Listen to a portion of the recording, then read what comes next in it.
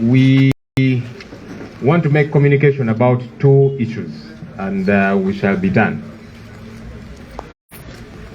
There's an upcoming by-election in Serere County after the passing on of the Honorable Bishop Okabe, and as NUP, we are going to be putting our feet in Serere during this by-election.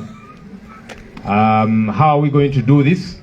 We have for a very long time been talking about the forces of change coming together in what we have severally called the United Forces of Change.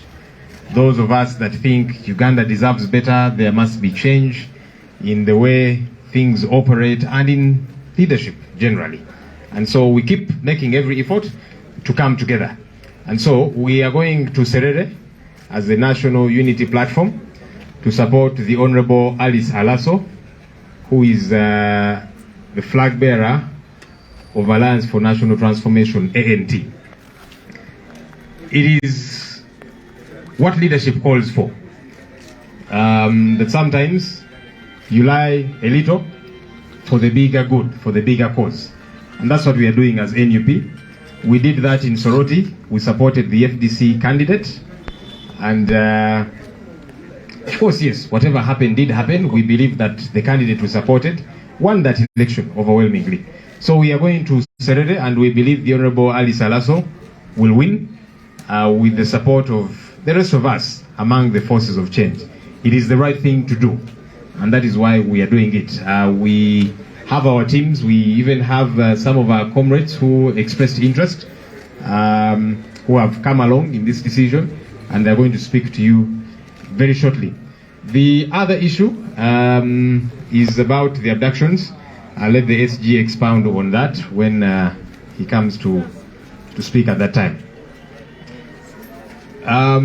Quickly mu Luganda, then mpite bannange. Twina akalulu akabindabinda e Serere County oluvannyuma lw'okufa k'Oweekitiibwa Bishop Okabe yali omubaka w'ekitundu ekyo. Nga National Unity Platform tugenda kwetaba mu kalulu kano aka Serere County, naye tukeetabyemu tutya nga bannankyukakyuka tulina kye tuzze twogerako United Forces of Change. So tugenda okwetaba mu kalulu kano nga tuwagira Oweekitiibwa Alice Alaso akwatidde ANT bendera mu kalulu kano. Tukikola kubanga kikulu okusigala nga tutambulira awamu nga bannankyukakyuka, kubanga okwegatta mwe muli amaanyi. Ate kitukakatako bwe bukulembeze obwo nti oluusi okakkanamuko n'ogamba nti kale omulala kasonge mu maaso ku lw'obulungi lw'ekinene ennyo.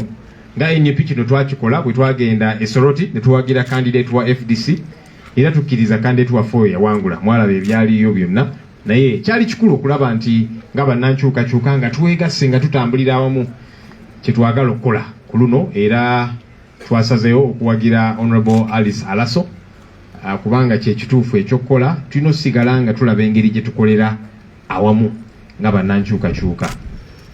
Tulina bannaffe ababadde beegwanyiza ekifo kino, era ngenda bawa chance boogere gye tuli n'okukakasa nti kino kye kituufu ekyokukola. Tulina otambulira awamu nga bannankyukakyuka. So let me invite the two comrades who had expressed interest to come and in just a minute each say something very quick, because they've also given us the assurance that they are going to go on ground to rally support for the Honorable Alice Alaso. Just 1 minute. You also speak to us in Tesokere. Just a minute. Thank you. People power. Power. My name is Joel Obore, one of the candidates that expressed interest in Serere for Serere aspirants to run as a flag bearer for NUP. I must appreciate the efforts the party has done, because we are all fighting for one goal, and one goal is to remove the dictator, to make sure that we build a better and a new Uganda. To my supporters in Serere, we've decided that we are all going to rally behind Alaso to make sure that we fight for one cause. That one cause, we all know that we are determined to remove the dictator. I must say, keda ateso yala manoi itunga lwe pupo tosingo kere lo serere yesungun lu igang tosingo achame pate ida jaona chamanare be iloso ni aigang alaso akepolo be ngunu kere lo ajasi kauka iloso ni nari uto ne jie anwanyu ne be idukuno ni serere na itetet idukuno ni Uganda na jokan agora anyu ne be tomapakina iloso ni kere ai ngara kin Narai, we are united forces of change and we are fighting for one cause. I believe that we can be able to achieve this together for God and my country. Yalamanoi, Joel Obore. People power. Our power. People power. My name is Jerry Okello from Serere. I am one of those who express interest to contest for a position of the Member of Parliament for Serere constituency. I want to appreciate the efforts of the party. I want to thank the party for the decision that has been made. We have accepted here today that we are going to support Honorable Alice Alaso Ashanut because we believe that by supporting her we show unity, we show that we are all fighting for one thing. We are fighting to remove the dictator. We are not going to give support to any other person rather than Alice Alaso because Honorable Alice Alaso of ANT is one of those candidates, is one of those senior politicians that we believe that even if I was given the position, still she can do it better than us. So we believe by supporting her, we are creating unity, and we believe that we shall work together and she will deliver to the people of Serere as expected. Not only to the people of Serere, but also to the people of Uganda as like. Because she's not a junior in parliament, she served in 3 terms, and we believe her service to the country will still be of a great achievement to all people of Uganda. So by doing that, I want to thank people and also my supporters that let's show the support that you wanted to give me. Let's give that support to Honorable Alice Alaso. Then next time we shall also come back on board. Akoto inshallah making to akere lulemo igang to siongo kapa a candidate. Lola na chamuso kapa ipate chamuso igang akin Honorable Alice Alaso Shanut. Aiti aikini ngese agugon koskere. Ido kapa ipate chamuboni bui buna inakin. Agogon ido ibuna igwo karanesi aparan e chunor na paran na partner na tona ani boni ibuna itelekar na ra iwuto ni kere itiji la surup itiji ngoni la itika koni eja kaiti Museveni so ngunu isilo la kiroli koto som alimoki nieze. I have been serving as a speaker of Kere Town Council and I must declare my support to Honorable Alice Alaso Ashanut. Elama no. Yokuna mot. All right, let me ask the SG to talk to us. People power. Our power. People power. Thank you so much, Honorable Senyonyi, and I want to, in a special way, appreciate these our 2 comrades for really the decision they've taken on this day. It takes leadership, it takes maturity for them to take this very important decision to say that the National Unity Platform will support the ANT candidate. Like Honorable Senyonyi explained, we are doing this to show maturity in leadership, to show that we believe in the unity of the people of Uganda, to show that we don't just want to participate in this election just for the sake of it. We want to have results from this election. We all know what has been going on in the different by-elections, which we have won, and the regime has gone on to rig. We are fighting for electoral justice, and we are going to step in Serere to continue fighting for electoral justice. So the people who keep asking us why we go for these elections, it is simply because we use these elections as an opportunity to reach out to the people, for the people to see in real time what kind of bandits or thugs are in charge of this our country. So we'll be going there to support Honorable Alice Alaso. And this is evidence that there are people who keep saying why you don't have candidates is because you didn't have your own candidates. We have 2, and you've heard them speak. This one is already a speaker, holding a very important position in Serere. This young man, you've had the fire in his belly. So we have very good candidates, but we are looking at the bigger picture. The second issue I want to talk about is a question of abductions. Last week, we were all shocked when we saw a lady called Nabanja talking about the fact that they have John Bosco Chibalama. John Bosco Chibalama disappeared in 2019 on the 3rd of June.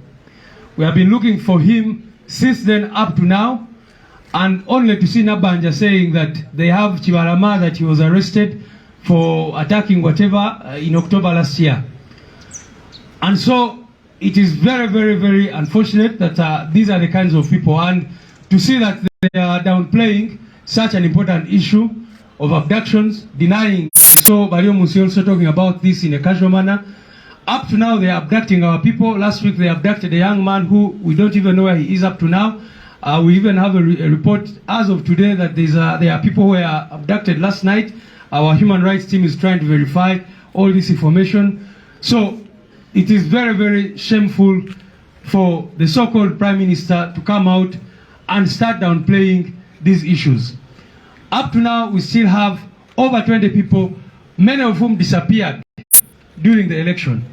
But you see, abductions are an ongoing issue. Those of you who saw the so-called chairperson of Human Rights Commission speaking, she was also saying that some of the people who we put on that list were not abducted. Shame upon her, because these people were abducted, they were kept away for several months, and eventually either produced before the military court or dumped somewhere in swamps and that kind of thing. So every list that we've given them keeps getting updated. I wanted to clarify that to the media. When the Human Rights Commission comes out of the 25 names you gave us, only 18 are missing. It is because abductions are ongoing. So if they, for example, you know, Bobby Young was abducted, they kept him for 8 days. So if we are reporting at that particular time, Bobby Young's name will be on that list of abductees. But when he is eventually produced, then that person is removed from that list. I also saw the media saying that we don't report to the police, that we don't report this, that these matters are not reported to the police, that people only report to the political party. Yes, and the reasons are clear. Our spokesperson clearly explained why people always come here. But I also want to put on record that there is no single abduction that has not been reported to the police. All abductions are reported to the police. And of course the police will tell you, oh, we don't have this person is with CMI.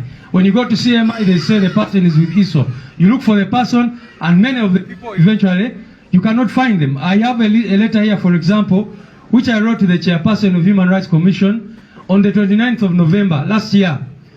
And if you see the people I copied this letter to the Inspector General of Police.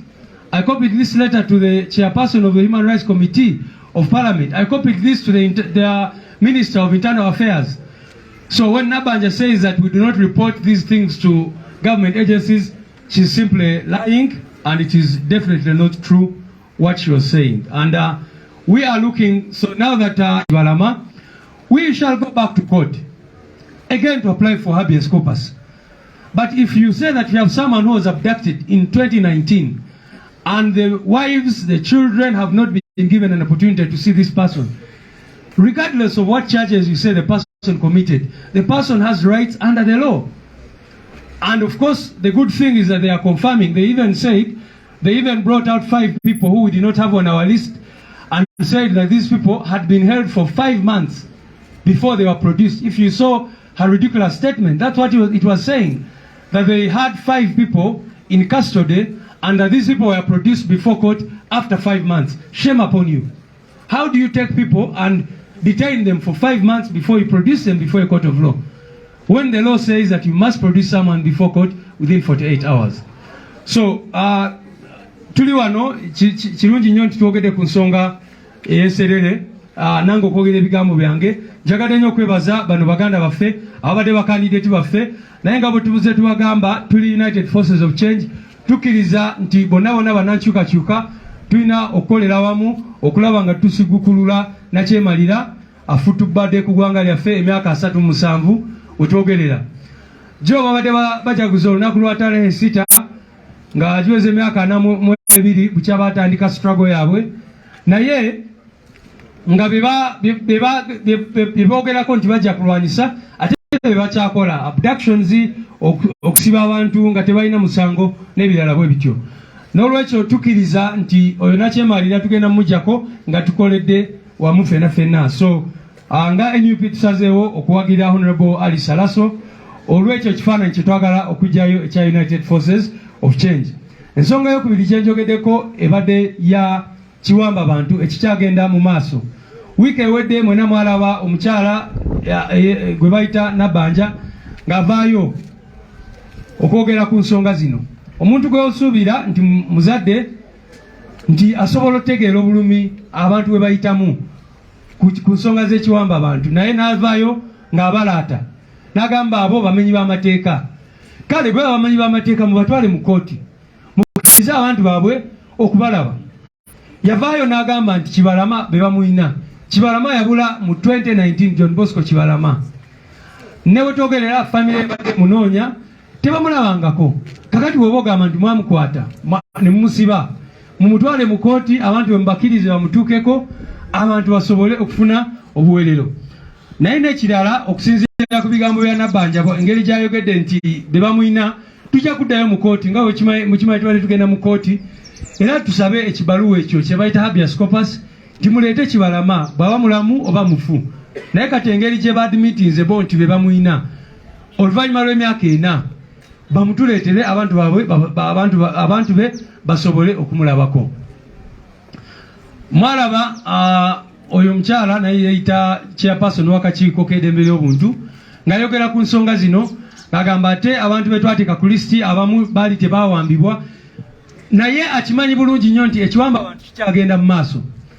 Kakati bwe baba bawambye omuntu ejjo oba wiiki ewedde, oyo tugenda muteeka ku lisiti gye tunaasubmitinga.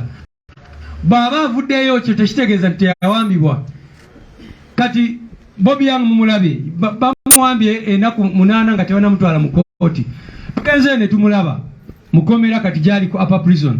Natugamba nti bwe bamukwata bamala ebbanga nga bamugamba oyagala ki tukuwe ki ovemu ebyo by'okuwagira Kyagulanyi NUP. Kakati bw'oba okuta omuntu ng'ogamba yakola omusango simanyi promoting harmful propaganda, ate lwaki mumweyingiza mu byabufuzi mugamba nti NUP? Kubanga yatugamba nti bamala ebbanga ddene nnyo nga bamukunya bamubuuza oyagala ki tukuwe ki, abo abasajja okole ki obaveeko. So kiwamba abantu kikyagenda mu maaso. List ze tubadde tuteekayo zibeera updated, buli lwakwata omuntu tumuteekayo. Naye ekirala nalaba bamawulire nga bagamba nti poliisi tetukitegeeza. Njagala bategeeza nti buli muntu yenna awambiddwa tugenda ne tuwaaba ku poliisi. Family zaabwe ze zisooka okuwaaba. Bwe twagenda Mubende mwalaba oyo mukyala yavaayo n'ategeeza nti yagenda ku poliisi ey'ekitundu ne bamusindika wa IGP ne bagamba ono zino ensonga zitususeeko zitwale mu courts mu offices ezisinga. Mwebale nnyo, mwebalire ddala. People power.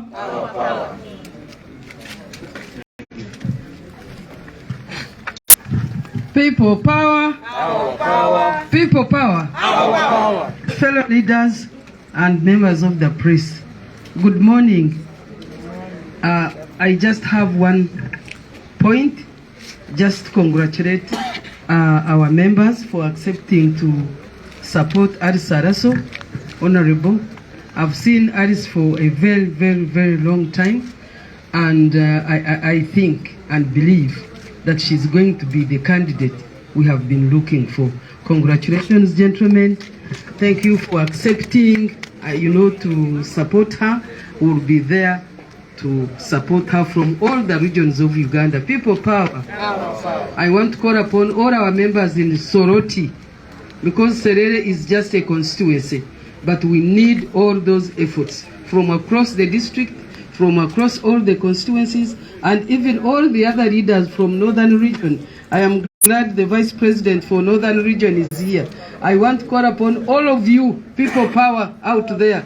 FDC, I know you try to get a candidate of your own, but we are calling upon you to join us in the United Forces of Change so that we can remove the dictator. People power. Our power. Please talk to your people of Northern Uganda. People power. Our power. Our power. People power. People power. Our power. Our power. People power. NUP. Everywhere. And everywhere. NUP. In Northern Uganda.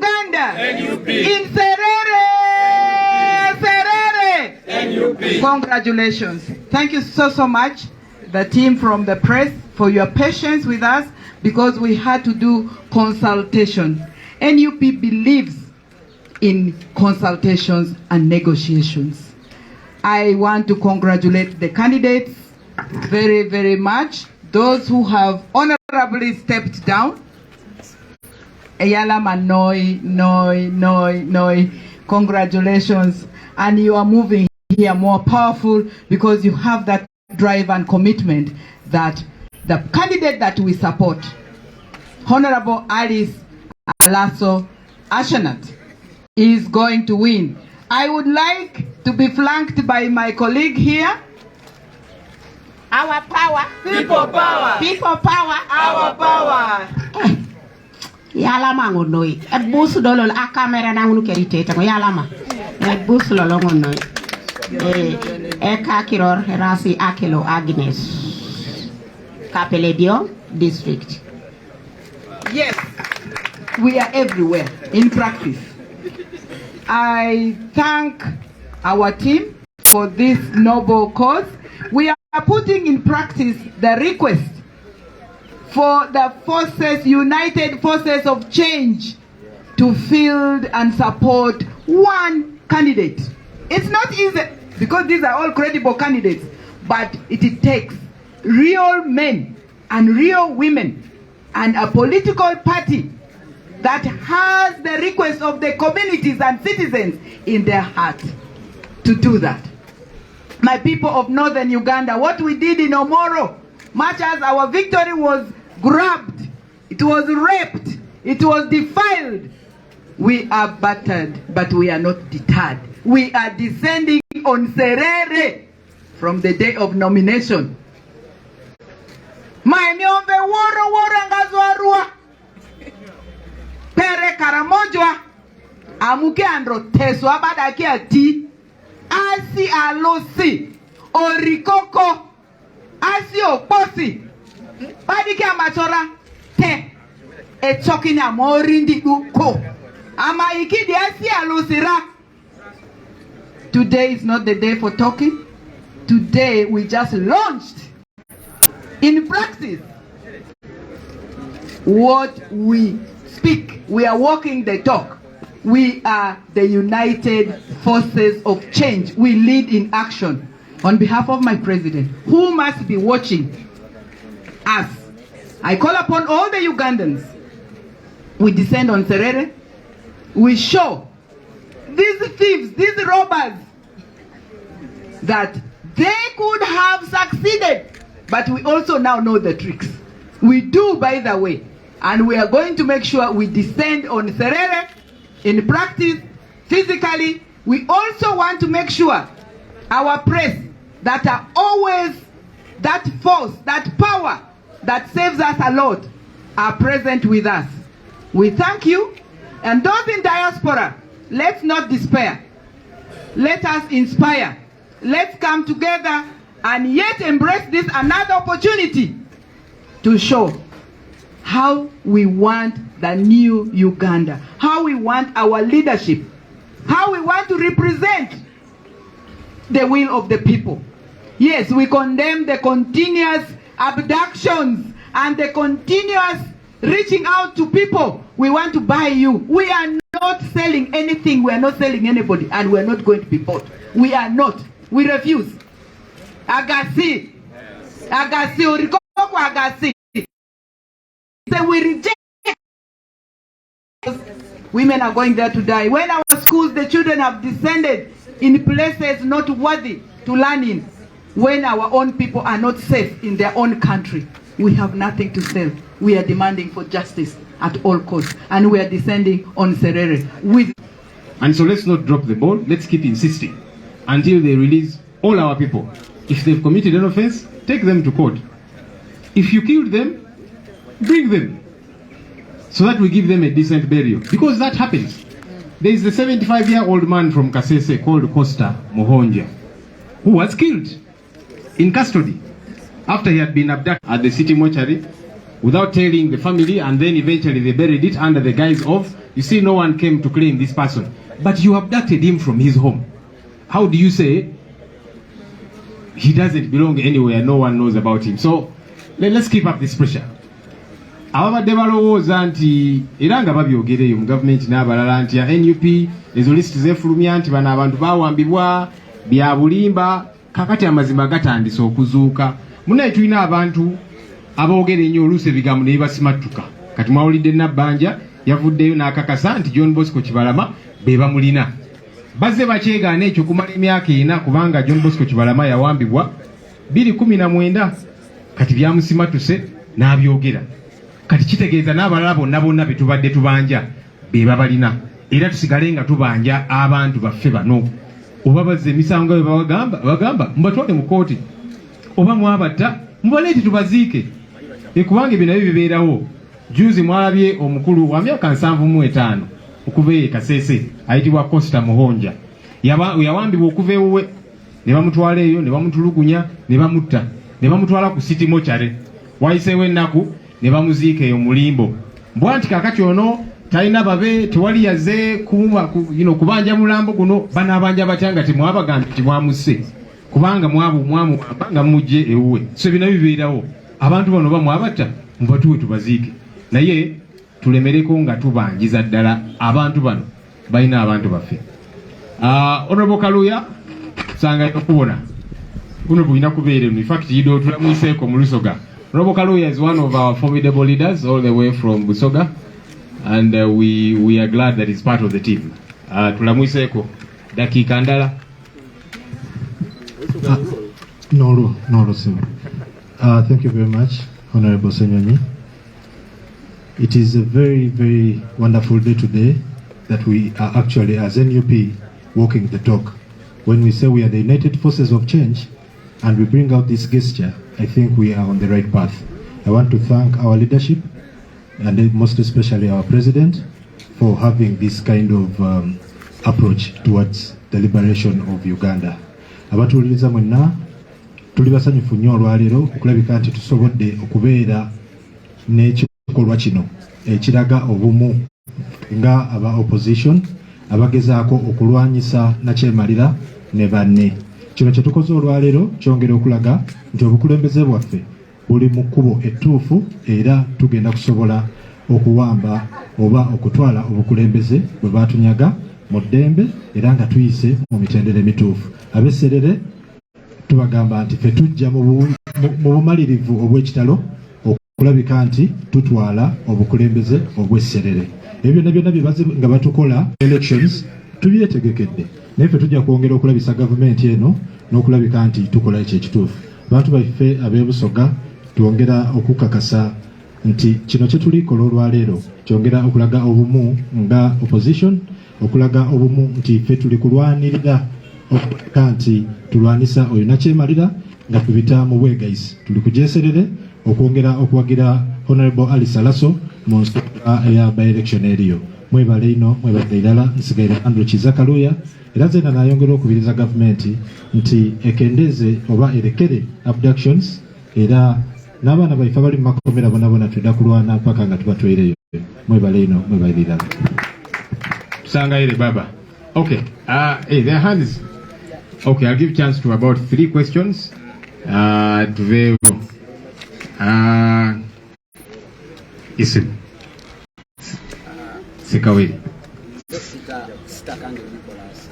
Kola ne Sita Media Uganda. Question yange esooka egenda ku abductions then eyokubiri aya by election ye Serere. Abannabyabufuzi bangi naddala okuva ku side ya NRM abazze bakyogera kati ku TV stations ezenjawulo ne radio stations ti NUP ekibiina kya National Unity Platform akireeta eno enkola ya United ewantu wokka wekitayina abantu bamuzinzi oba bakulembeze bamuzinzi era nga bagamba abakulembeze mu bazimbe mu Buganda wokka mu Eastern Uganda ne regions endala mujjayo bujja abantu akubalaga nti tubaddewo ne candidate naye ffe engeri gye tuli aba United Forces of Change akatuwagire gundi. So ensonga eyo amujja gitutangazaamu addala kituufu mubaayo ne bakandidate ab'amaanyi ne muwa buwi oba ne mulekera ku United Forces of Change. Then n'ensonga endala ku abductions. Emyaka 5 gye tukubye emabega atwala bamemba ba parliament His Excellency Robert Kyagulanyi Ssentamu ng'akyali mubaka w'Ekyaddondo ne banne bagenda ne bagenda mu torture chambers okuzirambula okulukakasiza ddala oba ddala teri bantu. Myaka 5 era etiyise abantu bakyawambibwa naddala nga bakibiina ky'NUP abamemba ba parliament n'abakulembeze ab'enjawulo tetunabalaba we bavaayo kulaba nti bagenda mu torture chambers ezo okukakasa oba abantu abo abakyaliyo nga itwalabe John Bosco Kibalama. Prime Minister Nabbanja we yavuddeyo n'agamba nti abamwina mu torture chambers buzibu ki obukyabaganye mwenga abakulembeze okulaba nti mugenda mu torture chambers okukakasa oba abantu bamwe bakyaliyo neyanza neyanza. Okay, Namakumbi.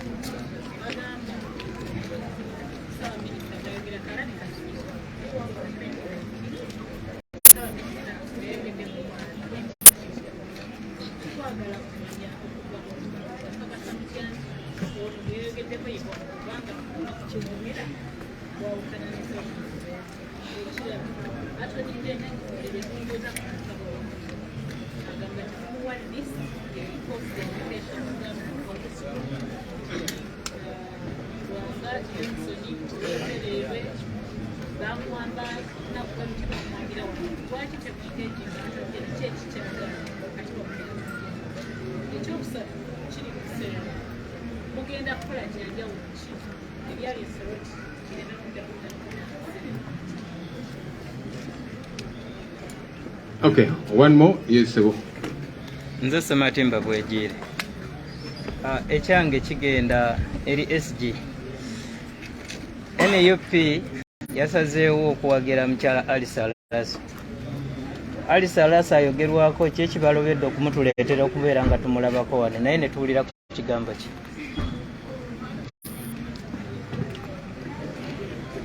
Okay. All right. Nakuddamu nga kimu bibiri. Then ne SG addemu ebirala. Naye kya muganda wange SG ekyo kyangu nnyo. Kirungi tubabuulidde. Honorable Alaso by the way twogeddeko naye nga tuli mu meeting kubanga tuze tuwayamuko naye. Ali mu field ya campaigning tasobodde kujja naye mwenga bannamawulire nammwe mujja munoonyaako. Mukakase nti bali beboogera bituufu oba si bituufu. Really, how do you respond to such a question? Anyway, but I guess SG might have a better answer than mine. NUP ereta okwegatta wetuli wiiki. Omanyi bobeera omukulembeze ate nga ogeza nga tugamba nti ffe ng'abakulembeze aba NUP ne bannaffe abalala tugezeeko okulaba gye tugatta amaanyi n'obusobozi. Yes, waliwo oluusi n'olaba nti mu particular situation eno mu constituency eno ono gwe tulaba yajja tugirayo kye twali agadde. Obu nawo bukulembeze kikulu era kye twalaba esoroti nga already munnaffe twali naye mu parliament ng'atambula bulungi ng'obusobozi abulina. Tugamba nti omuntu ono lwaki tumusuula tutambule naye. Ekitiibwa Ali Salaso abaddeyo ebbanga lino lyonna obusobozi abulina. Tugamba nti why not tumwegatteko. Naye tekitegeeza nti tulina bantu tubalaze ba candidates baffe omu speaker mulamba kansala ate speaker kakati awogamba otya nti tuba tuwewuse.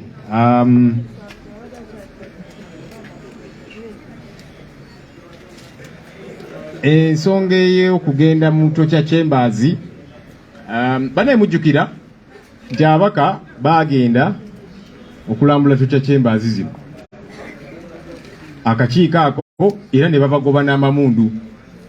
So bwe munagamba nti tulinze akakiiko k'eddembe ly'obuntu ate nga akakiiko ako kali mu mikono gya Mwai Museveni kubanga akulembera waabwe nti bagendeyo simanya banoonyereze tekijja kusoboka. Ne banagendayo bajja bagobesa mundu. Mulina okimanya ke kazito pressure nga tusigala tubanja eyo yonna gy'oli kuzi social media ku mikolo wa yonna tubanje.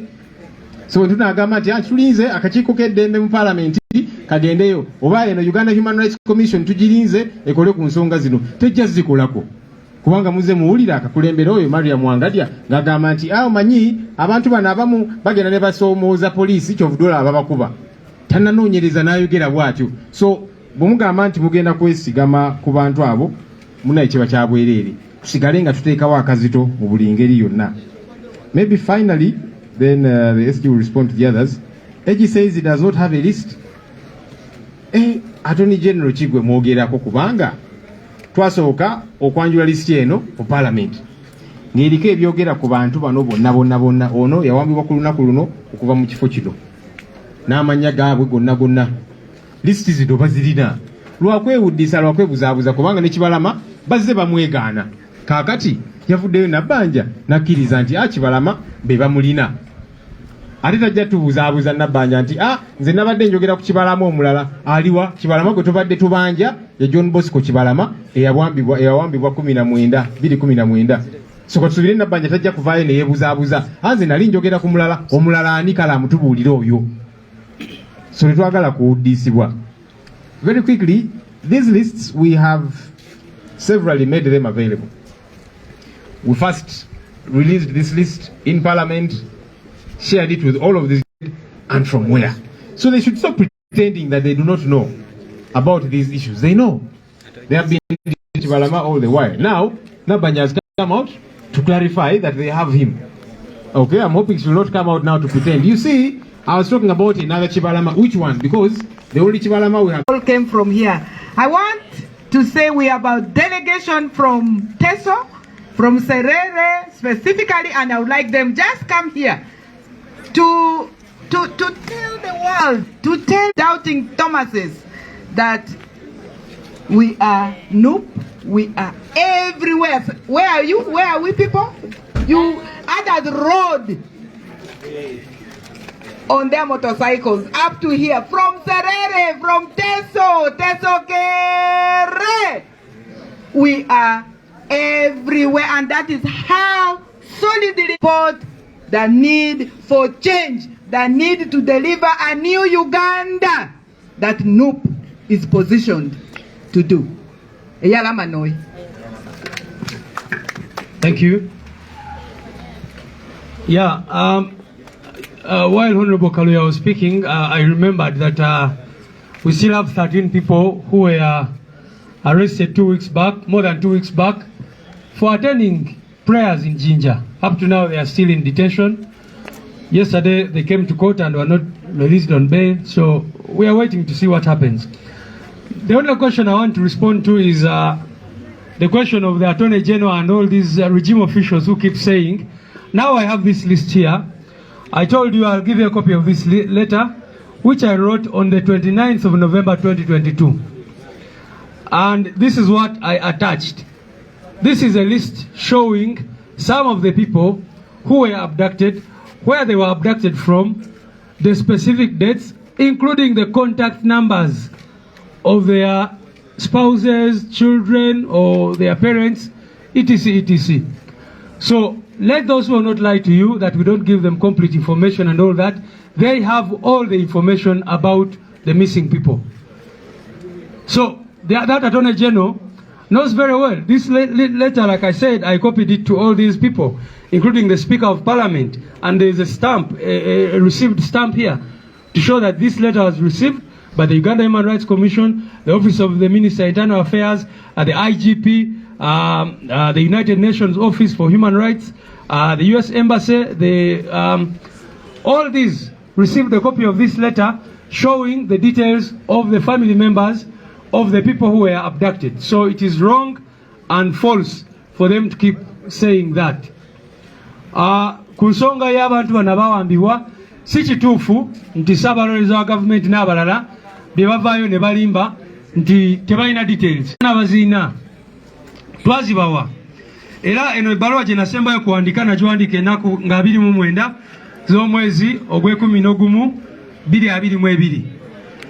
Nagibawa nga ntaddeko n'ebifaananyi by'abantu abaatwalibwa, baabasangawa, ne enamba za family members baabwe abamu nga bakyala baabana abantu abalala brothers baabwe sisters baabwe n'abalala bwe batyo. So si kituufu n'akamu nti tetwabawa information yonna n'abagiina bamanyi bulungi nnyo bano abantu abatwalibwa.